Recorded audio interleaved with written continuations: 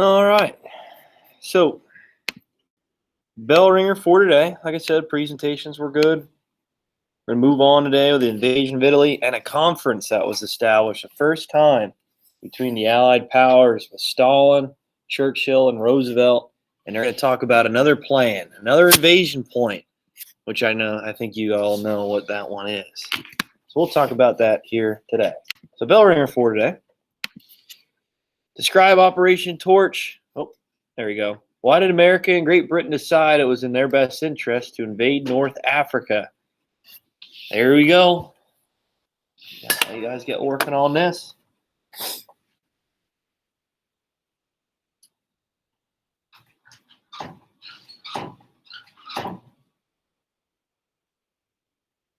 There we go.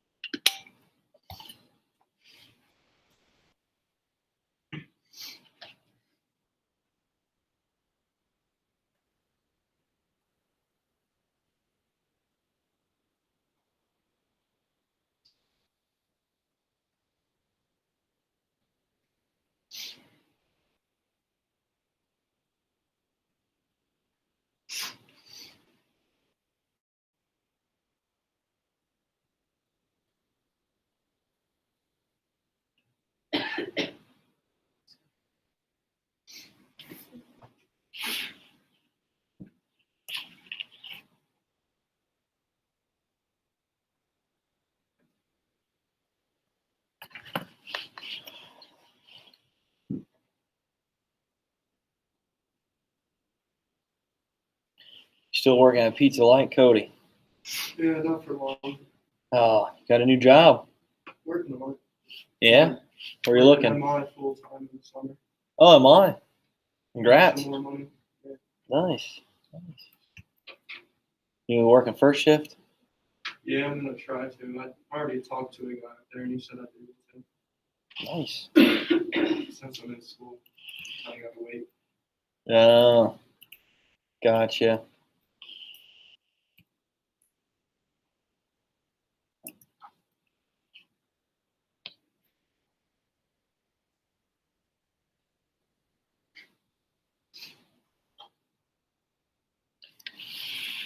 I'll give you another minute to finish up here. This is a little bit of a longer one. What's up, buddy? Did you watch the Aaron Rodgers Jeopardy? Yeah, I did. Yeah. I loved it. He did a good job, especially with the guy at the end, huh? Mm-hmm. Whose decision was it to kick the field goal? I think that's what it was. Man.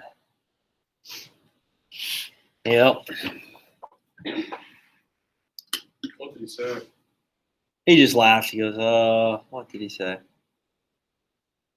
He goes, I don't know. I'd like to know that too. I think that's all he said. Well, why didn't you kick the field goal, I guess?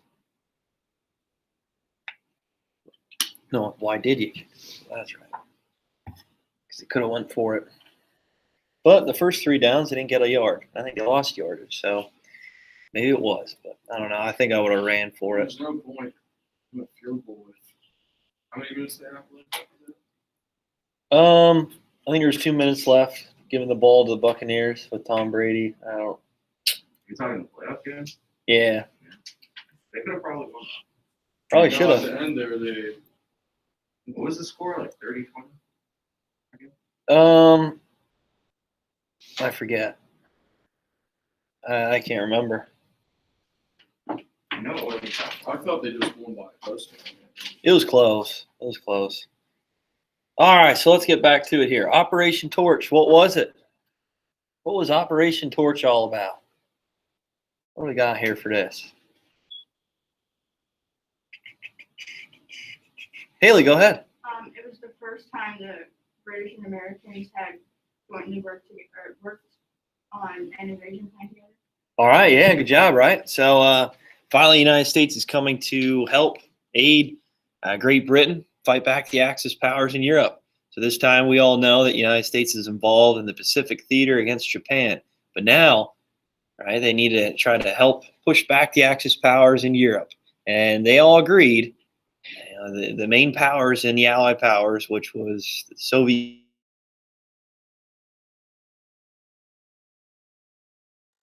all agreed who was the biggest threat of the Axis powers. Who was it? Gail? Germany. Yeah, Germany. Good job. Good job. Right. So they were well trained. They had the best weapons, right? Most advanced weaponry. So they all agree that Germany was probably the power they should focus on most. Okay. And with the United States, were they trained? Were they prepared for this style of fighting, this new type of warfare? Cody? No. No, not at all, right? Okay. The only time, well, last time they fought was in World War I. It was only for a year. And we all knew the United States really wasn't prepared for that war either. Although it was just trench warfare, many of the soldiers weren't prepared for it. They had no idea what they're getting themselves into. Now with World War II, everything's a little bit more advanced. There's strategies, there's plans, there's new weapons, which kind of breaks that deadlock of trench warfare that we saw in World War I. So FDR decided, well, we're going to try to attack North Africa. Why? And that's what Operation Torch was, the invasion of North Africa. Why North Africa? Why won't they just go plowing into France, northern France, try to push the German army out of there? Why North Africa? What do we think? Shikari, go ahead. They wanted to surprise them. All right. Yeah, okay. All right. So maybe there's such a like a surprise attack, maybe. All right, good. Ethan, go ahead. Okay. All right. We'll get to that three front here soon, especially when we talk over the Tehran Conference today. Right. So they need to get boots on the ground for sure to help the Soviets out that are battling out towards Stalingrad, which we talked about a little bit ago. Cody, what do you think? All right, materials. Good job. That's one of the big reasons. Okay, oil. So if they can take the Axis powers, push them out of North Africa, that eliminates some resources that they have, especially oil. Good job. Jakari? They just wanted to get used to it, so they attacked Italy pretty much because they were like weaker Axis power. All right, yeah. So they knew the battleground in North Africa was going to be a little bit weaker, right? They knew that they're going to attack this soft underbelly, which was mostly made up of Italian forces. So they wouldn't just go right headstrong into Germany because we all know that they're well trained. They had the best weapons. They had the best strategists. Okay, America hasn't been in a war really. I guess you can even argue, with World War I, with trench warfare. Okay, there wasn't too much to that though. It's like just wait till they're out of ammo and march across no man's land. Hope you survive, right? But with World War II, totally different. And FDR thought, well, we have a better chance at taking on some of these Italian forces in North Africa because, well, we're not prepared for it. We can get our feet wet, right? Okay, you guys know that saying, get our feet wet with it, okay? And get used to this style of fighting, all right? Maybe try to prepare us a little bit more until we actually go and take on the most dominant military power in the world at that time with Germany. So going into North Africa, that was really America and Great Britain's idea, the Allied powers, to try to get their feet wet a bit, try to prepare for the battle, try to prepare for this new style of fighting. Okay, eventually, yeah, that's going to happen, where they're going to have to face the German army. But attacking first at the soft underbelly, that's what Great Britain and America thought was the best chance to help prepare their soldiers and troops, gain experience with this new style of fighting. Okay, so that's what they call it, the soft underbelly. That's where Italy's mostly focused. Germany's preoccupied over here in the Eastern Front, right? Okay, now with this two-front war, they have to do what? Split their troops up. Okay, so that's going to make them weaker on the Eastern Front and here in the Western Front against Great Britain and America. All right, is there any questions on Operation Torch? We good with that? All right, so remember I talked about George Marshall, that general. He was trying to argue with FDR and say, hey, we need to try to get troops on the ground in northern France. And FDR's like, hold on a little bit. Okay, yeah, we need to help out the Soviets. Stalin's really arguing and needs some help, especially with the Eastern Front the way it was. Remember, we talked about it. 27 million Soviets died in that front alone. Okay, but try to make sure that we gain the experience for our troops first. All right, is there any questions on that bell ringer? I know it's been a while. Okay, I know we talked about Operation Torch before we left off on Tuesday last week, but it's been a while. I want to make sure we review it before we move on. See where we're at. Again, this is around 1942. Okay, 1942. All right, so vocab terms. What you got? Here we go. These two terms for today. Invasion of Sicily and Italy. I should write the O there. There we go. And the Tehran Conference. There we go. Let you guys work on that. Look up the terms. We'll discuss it, go over it. Then I like to go over some of this information. I have a video for you.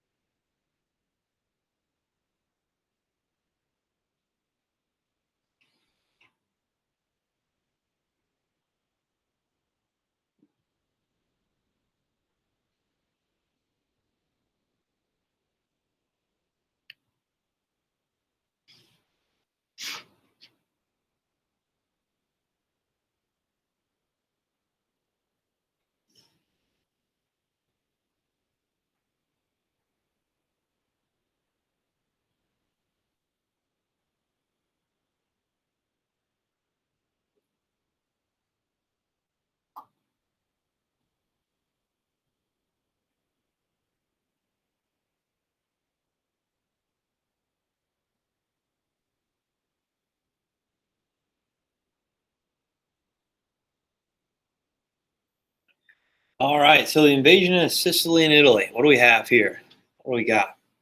Chris, what do you have, buddy? I always want to set out a massive military resource, military invasion.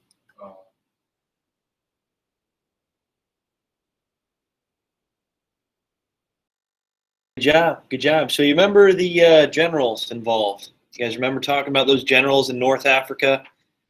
Yes, no, maybe so. Who's involved with the United States? His name was Old Blood and Guts. You guys remember that nickname? Oh, you know this one here. Someone said it here. Jakari? Yeah, George Patton. Yep, good job. So he's involved in the United States, pushing back the Axis powers. What about for Great Britain? What was his name? Go ahead, Hertzler. Montgomery. Yeah, good job. Montgomery, good. Great Britain. And who was involved with Germany? This guy was a military strategist, general, high ranking. He had a nickname Desert Fox because he was really clever. He was a smart guy.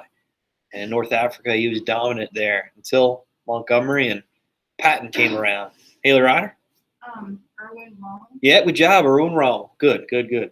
All right, so with that being said, the Axis powers are being pushed out of North Africa.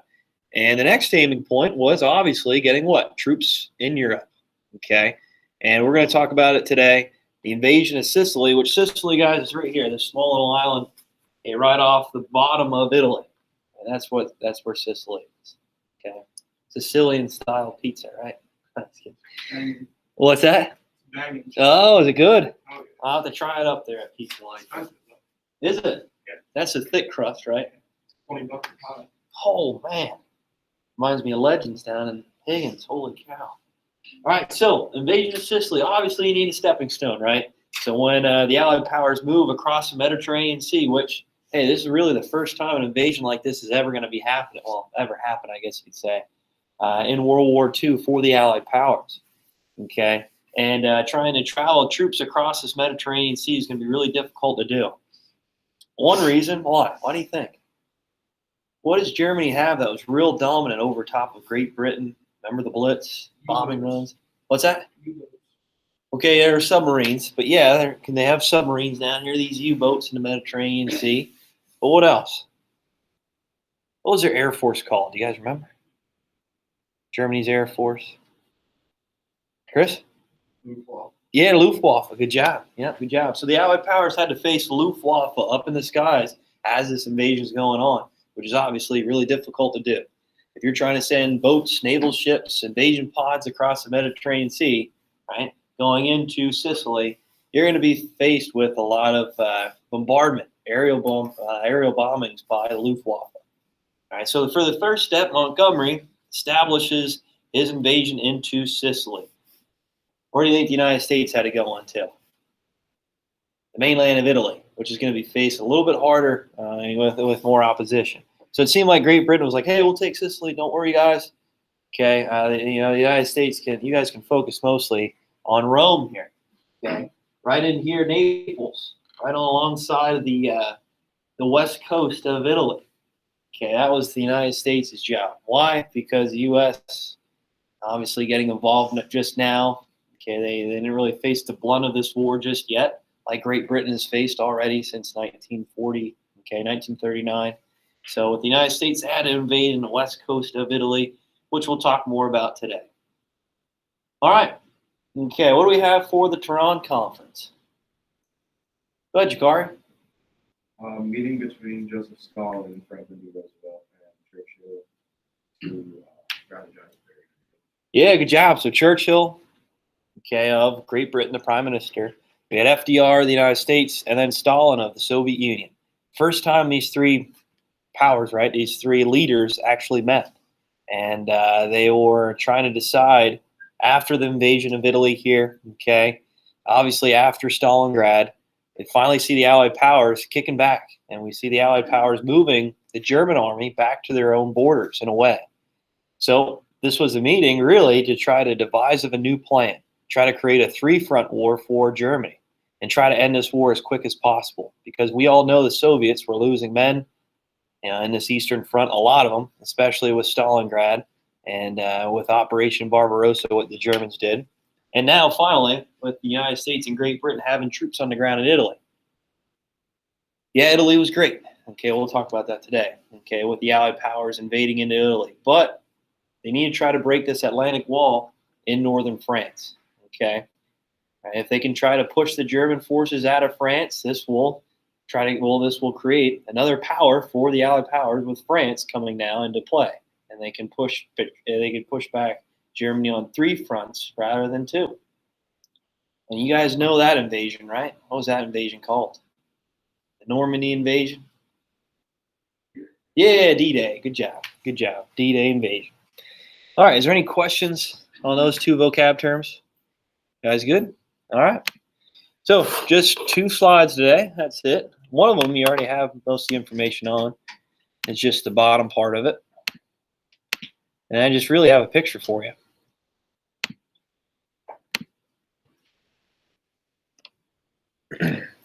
All right, so with North Africa, we know that the United States, Great Britain, Operation Torch was successful.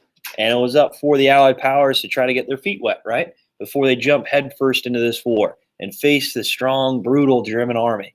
So going into North Africa, this was a way for the Allied powers to push back the German army out of North Africa, eliminate resources, and maybe set up an invasion point into the soft underbelly where Italy's at, right? Okay, so that's all in order to try to create a two-front war. So with that being said, Montgomery, like I mentioned with the vocab term, has decided to try to invade Sicily. Right? Sicily would be his main target. Why? Because it's like a stepping stone. They can try to set a lot of troops here on the island of Sicily, kind of regroup, right, rejuvenate, try to resupply on that small island to launch the invasion into southern portion of Italy. Right? At the same time, the United States try to make sure that they can catch the Axis powers off guard. We're sending troops across the Mediterranean into the western coast of Italy. So right next to Rome, right next to the capital city of Italy.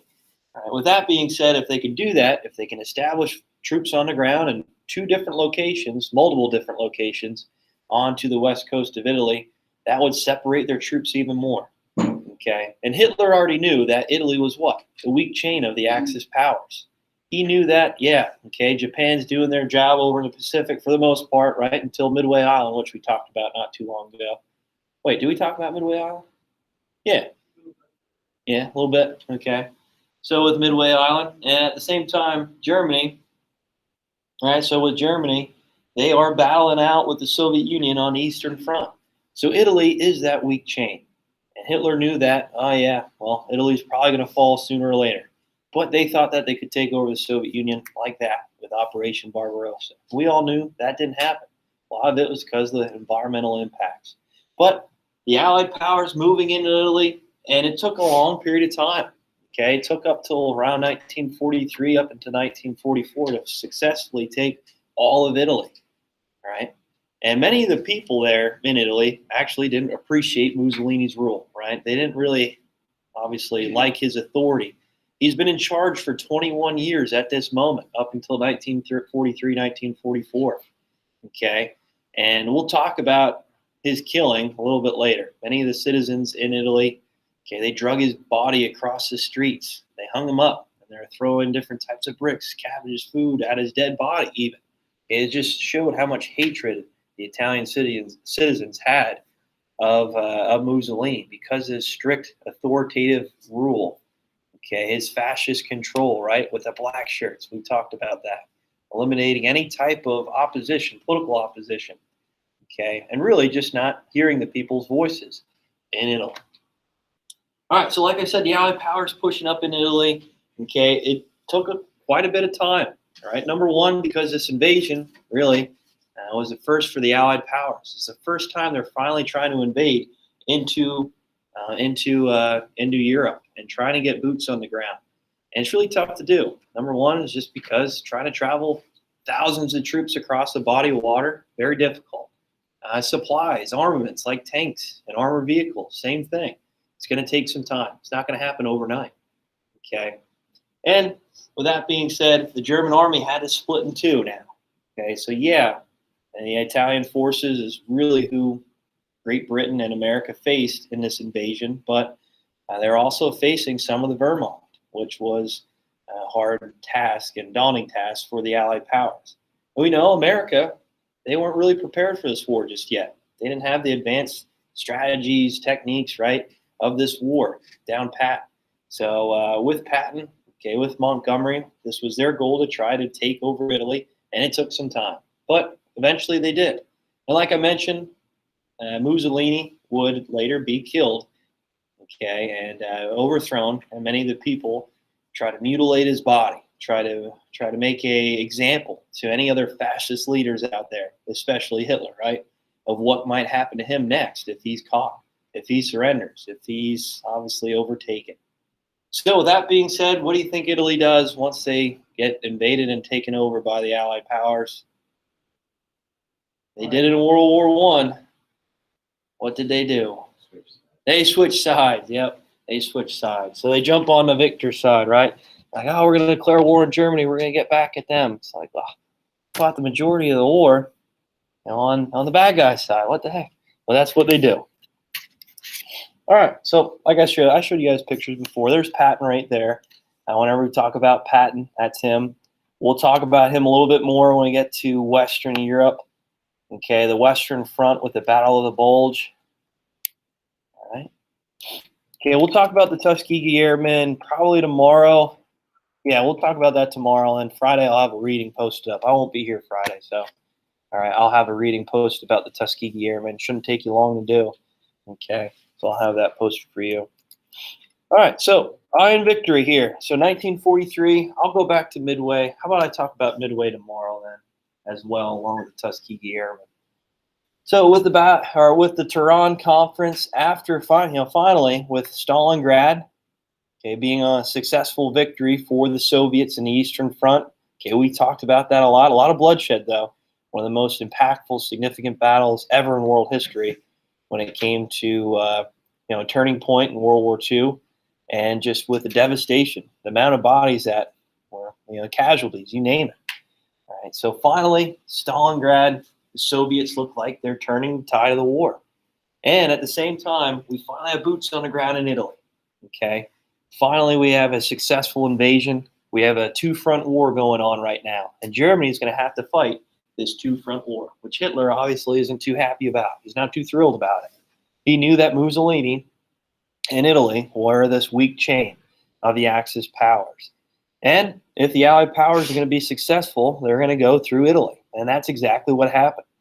Right? So they had a conference, they had a meeting together, and really Hitler said, you're not going to surrender. You're going to die with the people, with your soldiers, with your troops. And we're going to do everything we can to try to push off the Allied powers enough to make sure that obviously we can prolong this war, right? The Axis powers want to prolong that war and make sure that they can try to eliminate as many troops and armaments going into Europe to try to take over Hitler. So that being said, the Tehran Conference, that was one of your vocab terms, was the first meeting with Stalin, right, with FDR, and with Churchill, and they agreed that they need to set up another invasion point. Okay, Stalin, obviously losing 27 million men and citizens, civilians, you name it.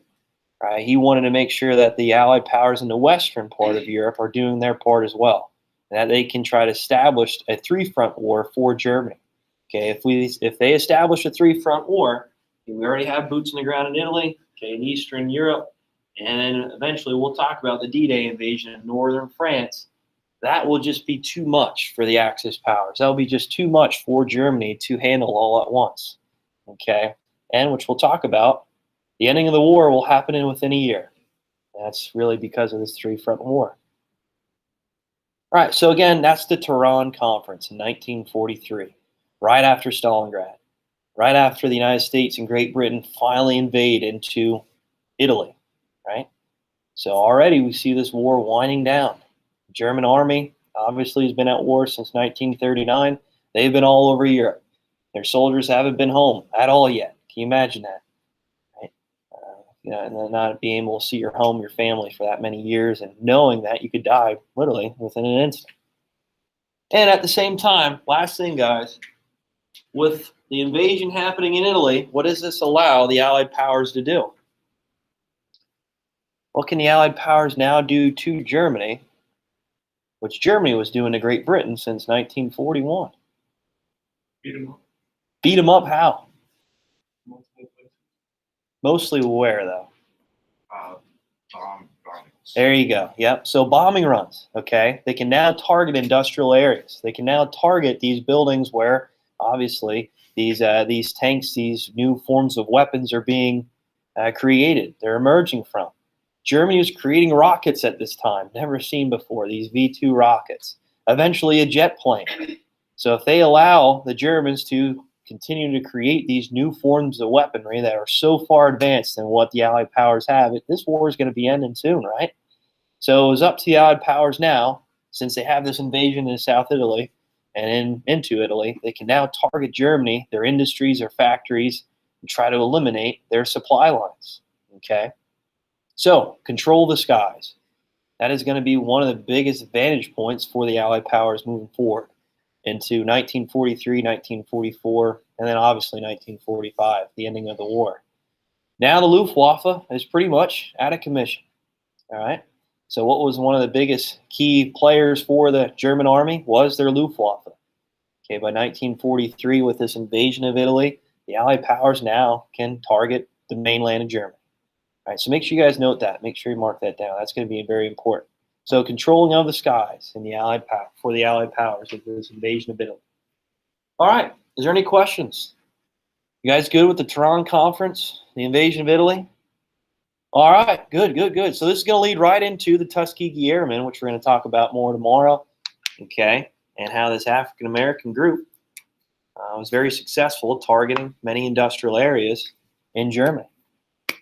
All right, well, that's all I have. How about you guys watch the video on your own? Does that work? Yeah? Okay. Give you some time. I know it's a little tough getting back from break. There we go.